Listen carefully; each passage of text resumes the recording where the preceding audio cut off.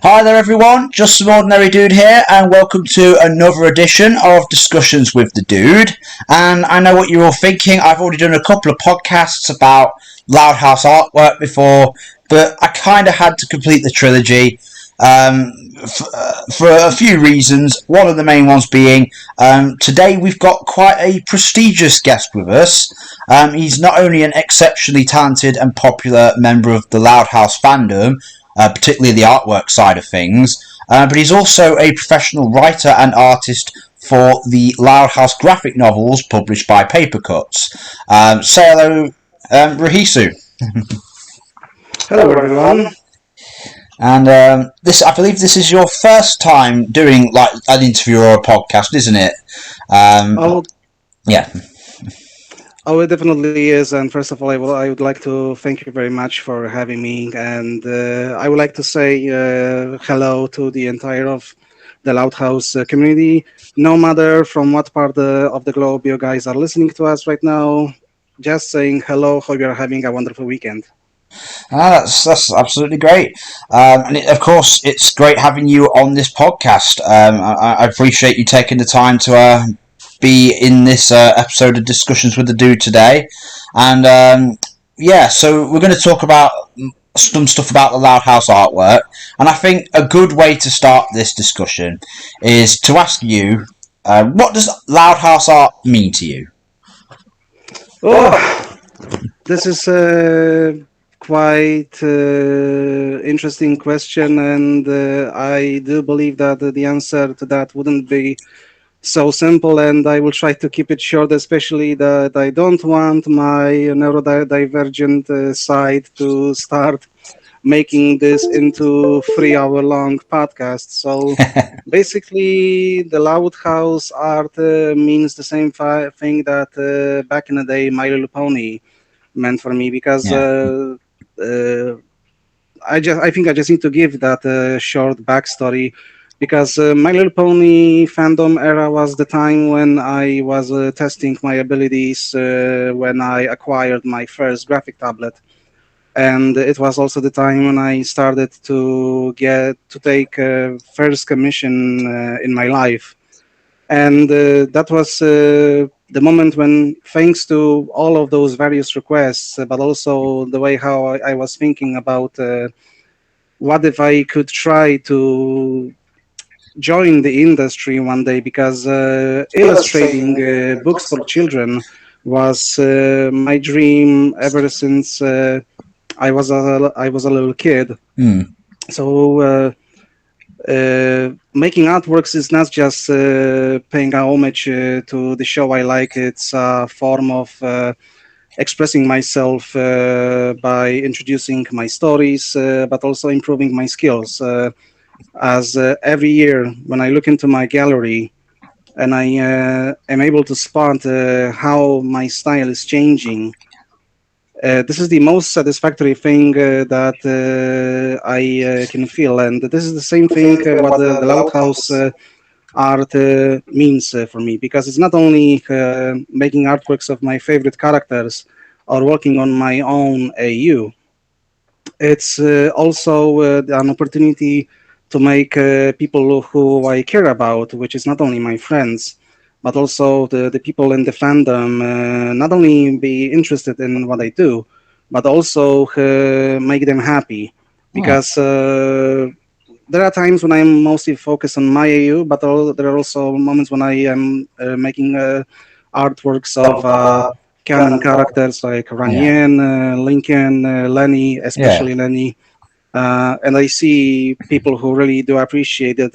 Not mentioning comments like, "Oh, she's fine, she's hot," but all of the comments, because this is the obvious type of comments that you may get. But comments like, "Oh, you made my day," or when I, for example, decided to draw Sith, Empire Inquisitor Adelaide, the reaction of people was like, "Whoa!" And just the feeling that I made someone's day is basically what makes me happy. And especially now when I'm part of the Papercutz team, when I see reactions of people that are happy and excited to see my works in the volumes, the satisfaction of the fact that I made someone's day. This is the thing that I could really point as the only real reason, or sorry, the only big thing that indicates what the Loud House art means to me.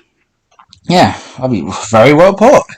Yeah, you have some very noble reasons for what you do, which is always nice. And yeah, like you say, there are some good fans and followers of your work, and there'll also be some of those kind of fans, if you know what I'm saying. Hmm. But you know, it's best to just try to ignore them. Easier said than done, I admit. Well, But first of yeah, all, I'm not. Sorry for interrupting, but first of all, I'm not in a position to judge.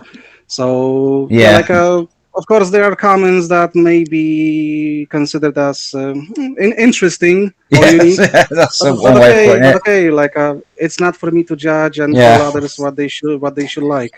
I suppose. Yeah. Um, in any case, yeah. So we've got, like you say, you've got your art that you do based on canon characters that a lot of the fans really like, and then you've also got your aforementioned Hammerdown alternate universe. Now, if you'd like to take Hmm. a few minutes, feel free to sort of Of course. elaborate a bit more on that, what that's all about, how you came up with the idea, why you like doing it, so on and so forth. Oh well, I always been a machine geek. Ever since I was a kid, I Yeah, always loved military jets or commercial airliners. yeah, But I also been a great fan of motorsport, and I remember that one of the very first movies I saw as a young boy that my dad introduced me to it was Days of Thunder with Tom Cruise. oh yeah. It was a movie. I believe it was made in early '90s or late '80s. Yeah, that was It a was lot of the about time when Tom Cruise did all that kind of stuff. He did Top Gun around that time, didn't Top he? Gun. Yeah, I basically call it the Top Gun with wheels. Yeah. Uh, and Yeah, it was fair a enough. movie about a young race driver called Trickle that started to climb the ladders in the Cup Series season of NASCAR, and with all of the great music made by Hans Zimmer, that movie became the absolute legend for me, and I always keep watching it every single year. Yeah. And the moment when my art, in ever since I joined the fandom, started to get a little better, when I discovered that NASCAR is actually a part of TLH world, because we do have Bobby Fletcher, Oh who, yeah. fun fact, in my opinion, it might be it's my opinion, so I may be wrong, but the way how colors of her suit and cars are introduced, I see a huge inspiration of Joey Logano, which is Okay. a current NASCAR driver, and he's driving the number 22 Ford Mustang, All which right. has the absolute same color palette. And you see, number 22 in real life, number 88 in the Loud House. Yeah. Plus the car basically was inspired by the 2003 Pontiac Grand Prix. Sorry, my geekiness is starting to take Nah, control. don't worry about it. So I'm known for yeah, going into great detail about certain particular things all the time. Don't worry about it. yeah, it's like a trigger warning. Yeah. Yeah. but but yeah, ever since I discovered that NASCAR is the actual part of the Loud House, and that Lana is a great fan of Bobby Fletcher. The first idea of Hammerdown, it was to make it mainly Lana focused story. Lana was meant Okay. to be the main character Makes sense. Yeah. of. Mhm. I Makes don't sense. remember the Yeah. name of the episode. Sorry. What was the name of the episode where there's been a couple of episodes where Lana's been like with Bobby Fletcher and hasn't there? There was Snow Way Out, there was Wheel and Snow Way Deal. Out. Hmm. Yeah, I think they were the two main ones, weren't they? Yeah. Yeah, and the very popular the quote that made me think about this AU was, I believe, in Snow Way Out when Lana fixed Bobby's car. Yeah. Bobby told her that when you could be an actual great asset to my team when you grow up. Yeah. there is a sort of thing at the time when this episode came out years ago. I actually did sort of inspire a bit of a weird fan art based on this, because I pointed out the fact that Bobby Fletcher looks like she's already like what in her late 20s or something, and Lana is 6. By the time Lana is old enough to be part of Bobby Fletcher's pit crew, Bobby's probably already going to be retired. Yeah, it does kind of put a bit of a downer on that. But yeah, we don't really know the actual age of Bobby. No, well, but I believe she's in her early 30s. Yeah, so that's what I mean. So, yeah. Technically, there could be a chance for her to still be racing, because let's take Jimmy Johnson, the absolute NASCAR legend. He was racing for very long. Okay. But like I said, at first it was meant to be focused mainly on Lana, as about her adventures in the pit crew. But and Kurt was meant to be just a background character who's one of the opponents that Bobby is racing against. But as much as I was working on developing character, as I was working on the character design for that AU, I really started to feel a bond between me and Kurt, and from background supporting character, he started to transform into my official OC, and I believe it was the beginning of 2021 when I officially decided that as much as Lana's story would be fun, story about pit crew wouldn't be as interesting as the story of an actual racer. So I decided that I think that Hammerdown will be Kurt-centered story. And I could be talking, but maybe depends on what would you like to know about this universe. I was just wondering, just a general overview, really. I mean, if there's anything else particularly noteworthy you'd like to bring up before we move on about it, feel free. Well, I just want to point one thing, because I tend to see a lot of comments on the internet that some people may think that Kurt is my self-insert. No, he absolutely isn't, because first of all, I wish I would be as fit, as good looking as him. Yeah. No. He's an OC. He means to be an OC, and he will be just an OC, because fair enough. I am always trying to see the difference between fiction and reality. And by Kurt, I am just expressing my passion towards motorsport and other elements. But it's not like I treat himself like a piece of me. No. The same how I feel about Lenny. Yes, Lenny is my very comfort character. I love her so much as a character, with her character development, but I still think about her as a fictional person, that it's no sense to get overly attached to her, because it will be totally disappointing realizing that, hey, what you can do about this? Absolutely nothing. No. I mean, what you've went for with the Hammerdown alternate universe, obviously you've combined your own niche interest and blended it with your interest in the Loud House. You've basically took together two passions and created your own entire, thing out of it, which is quite interesting. And I suppose from my point of view, what you also said, you do that, but then you also sometimes do some artwork based on more canon-like things, like on the canon characters, doing sort of stuff similar to what you'd see in the show maybe from time to time, to appeal to a certain part of the fans. And that's an interesting thing to bring up, because I kind of specialise in that.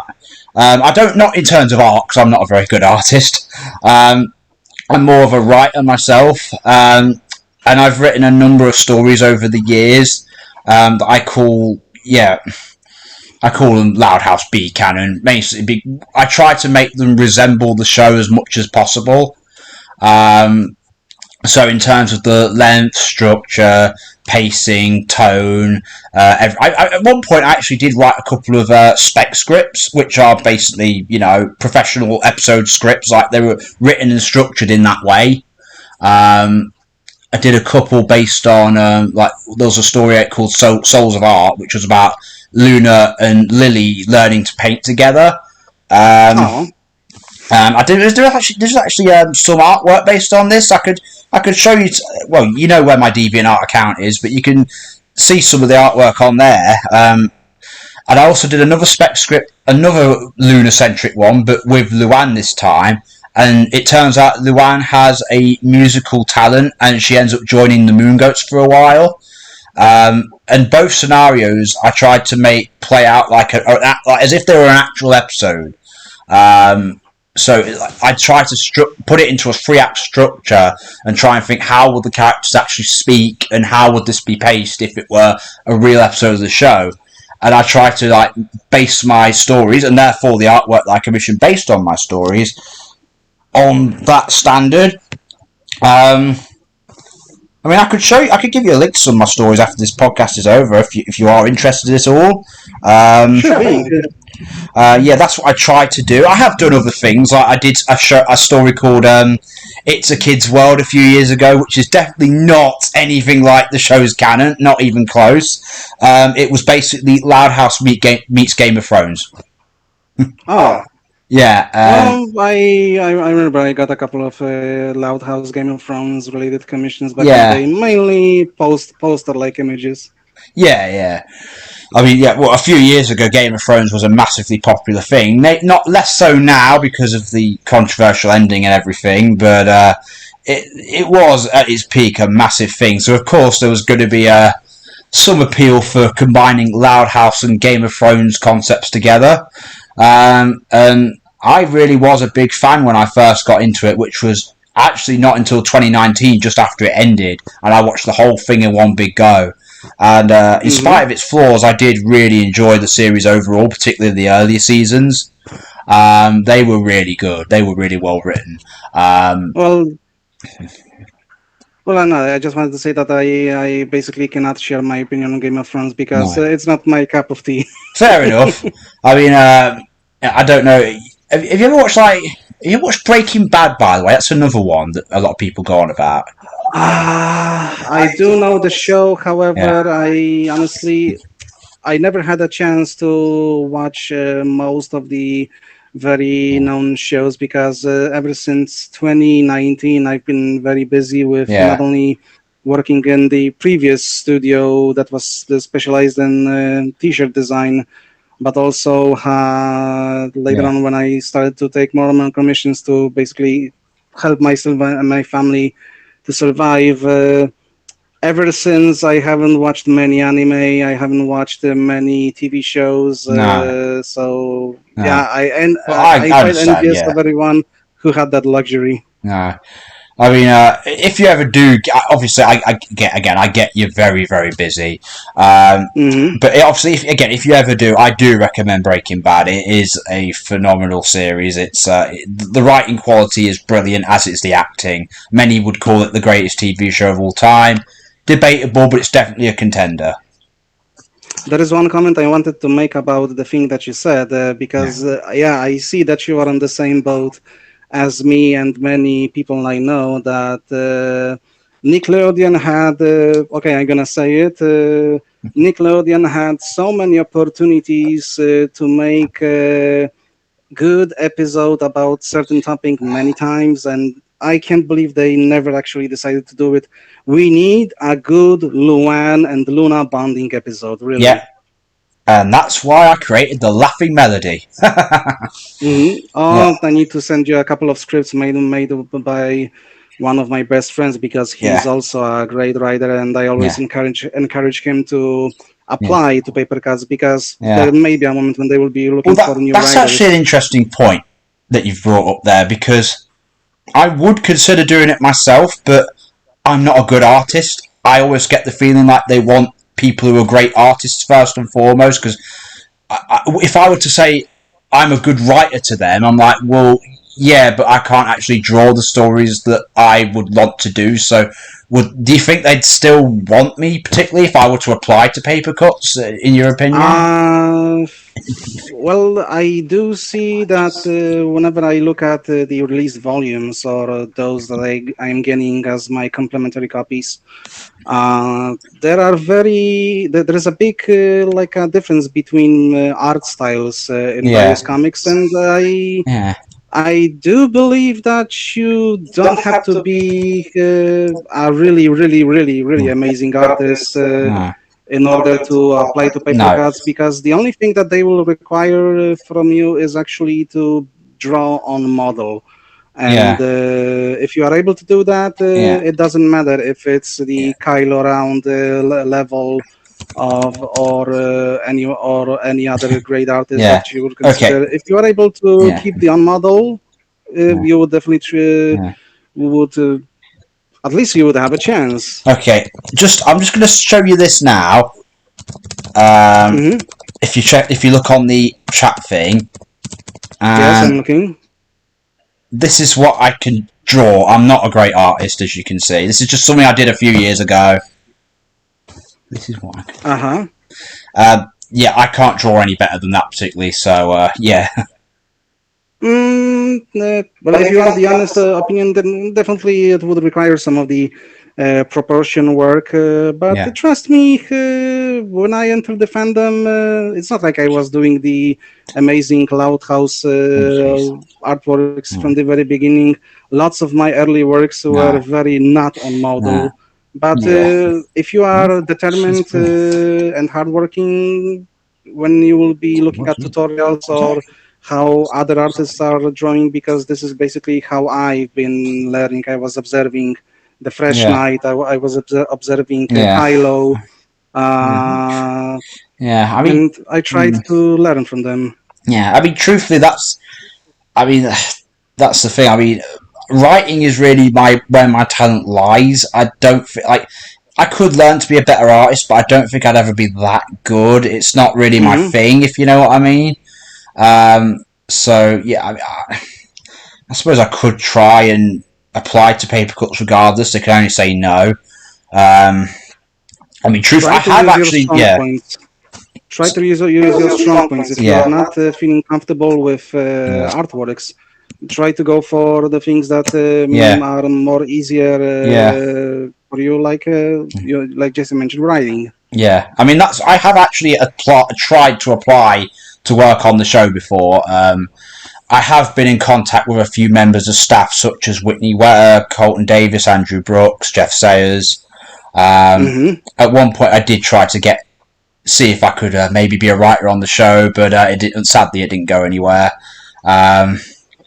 Yeah.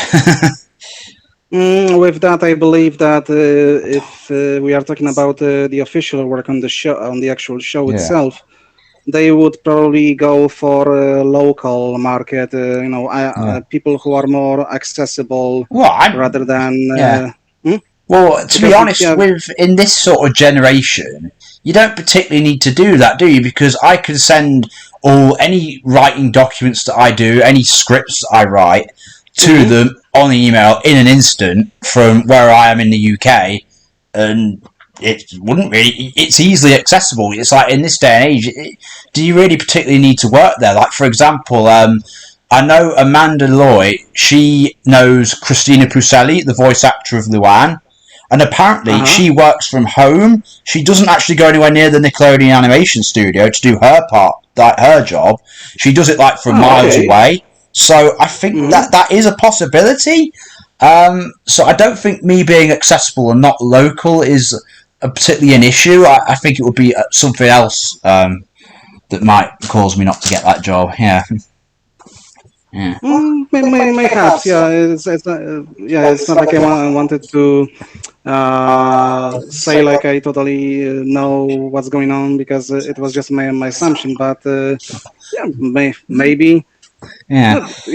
Nothing bad will happen if you try. I think I'll give it a go and see what happens. Like you say, you can only say no or not reply, but So while we're talking about the likes of Papercutz and the official show and all that, Obviously, since you are an official artist and writer for Papercutz, would you like to maybe elaborate a little bit on how, like, when you first applied, how that all came to be, like you actually writing as a professional?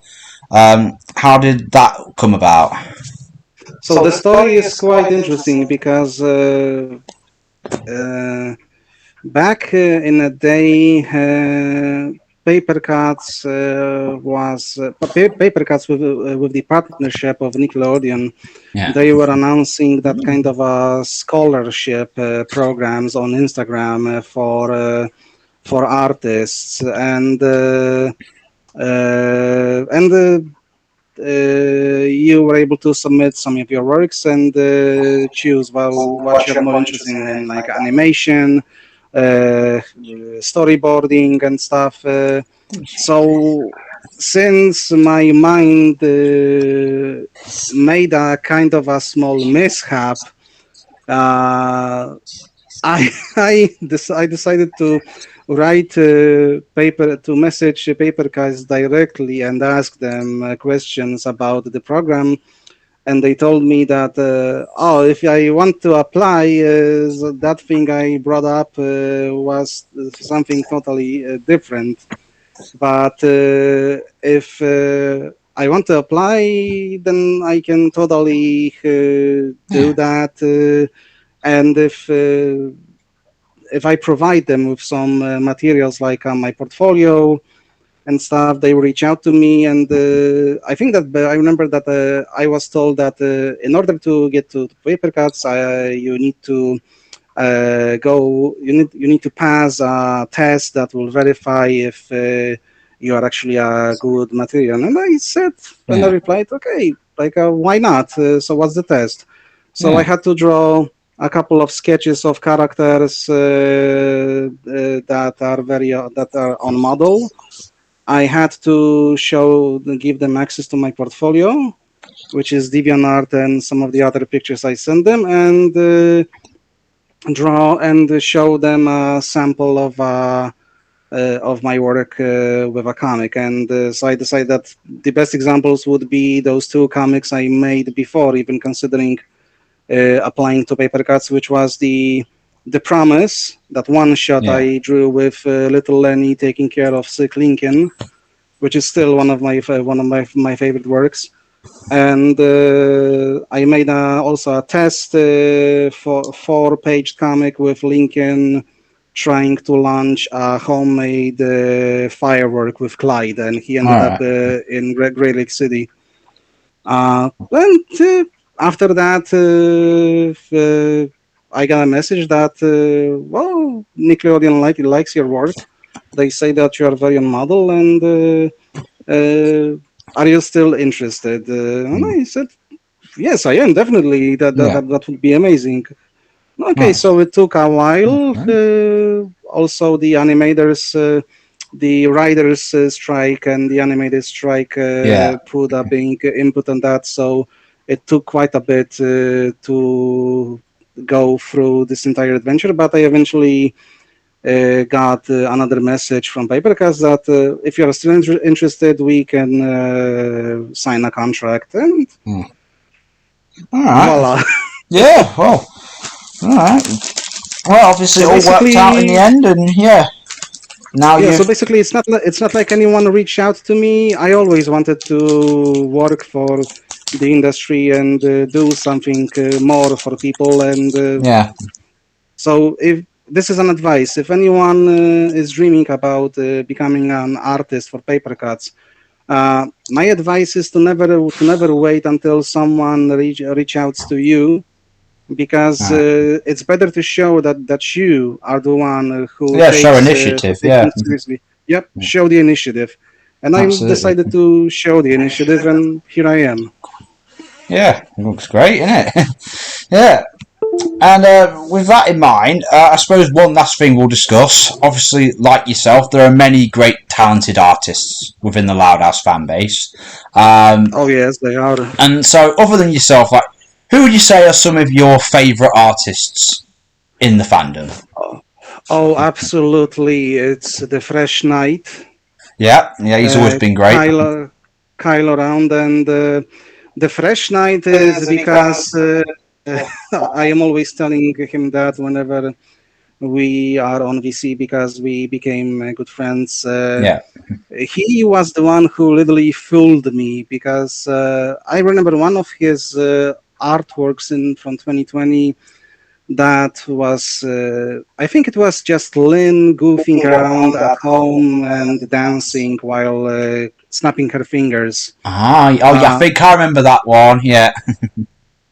I thought that it was the actual shot from the show, and Yeah. I was trying to look for the episode No, where, no, where, yeah. Nah. and it's just like from Blade Runner 2024. Where is she? No. I mean, the Fresh Lights artwork is very, very good and very charming to look at, but it doesn't look exactly like the show, I will say. Yeah, I always keep telling him that Yeah. he was literally the reason for why I decided Yeah. to improve because if he was able to produce show accurate drawings, then hey, with a little bit of motivation, why shouldn't I be able to Exactly. do it Yeah. too? So Yeah. he and artists like Kyle around Yeah. were the top of people who inspired me, and I'm really thankful for them. And even when when I've been in the fandom, people like Miguel Puga, oh my gosh, like he was one of the biggest inspiration for why I even decided to apply to Papercutz because he's such a wholesome dude. Yeah. I still remember the discussions we had before the premiere of the Casa Grande's movies. It was so funny. Oh yeah. Yeah. In terms, some of my obviously favourite artists will be some of the ones that I work with. Again, like I say, if you do want an artist that has a style almost identical to that of the Loud House, you've got to go with Ali Gindio. His art looks pretty much identical to the show, and it is very well done. And he offers them for quite low prices for like the quality that they are. So I've done quite a lot of business with him. I've also got Amanda Leo, who, like yourself, works for Papercutz.